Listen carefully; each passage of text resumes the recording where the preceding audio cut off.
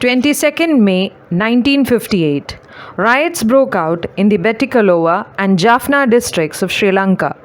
Known as the 58 riots or the 1958 anti-Tamil pogrom in Ceylon, the number of people who lost their lives number from 150 to 1,500. Most of the victims were Tamils, but there was large-scale violence against the Sinhalas also.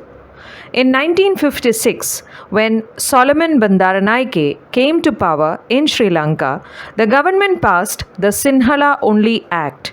This naturally angered the Tamils in Sri Lanka. There were spurts of violence at various times in different places across Sri Lanka. The 58 riots lasted for nearly a week from 22nd May to 29 May 1958. There was large-scale violence, looting, rape and murder. The Sinhalas hounded and killed the Tamils, and there were reprisals against the Sinhalas by the Tamils.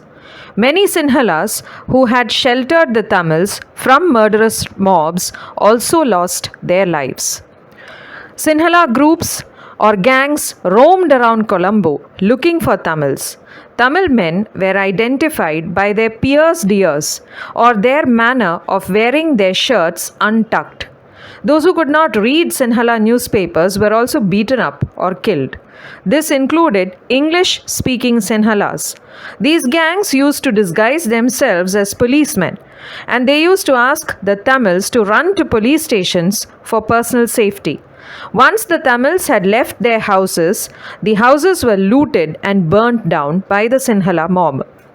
Sri Lankan British novelist Ambalavanar Sivanandan or A. Sivanandan had dressed up as a Sinhala policeman and brandished a gun without bullets at a Sinhala mob to protect his family. Soon, A. Sivanandan migrated to Britain.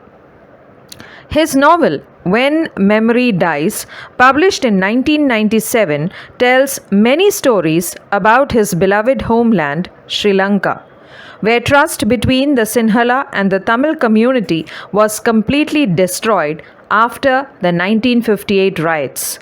Sivanandan writes about the Portuguese Fidalgo Don Lourenço de Almeida arriving on the Sri Lankan coast in 1505. De Almeida was a sea captain, a Fidalgo. He had been sent by his father to explore Maldives and set up trade alliances there. He had travelled on from Maldives to Sri Lanka, and he set up the first Portuguese settlement in Colombo in 1505. Who is a Fidalgo?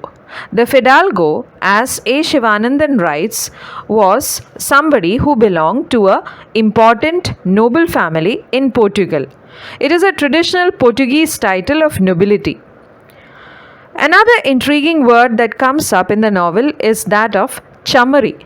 The narrator of When Memory Dies tells of his father, Sahadevan, giving up his lodgings in Colombo and going off to live in a chummery in Kotahena.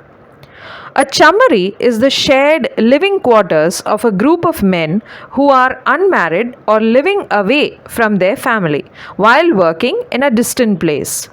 It also refers to the building where unmarried British soldiers lived during British rule. So basically, it is a place where a group of friends or chums live together.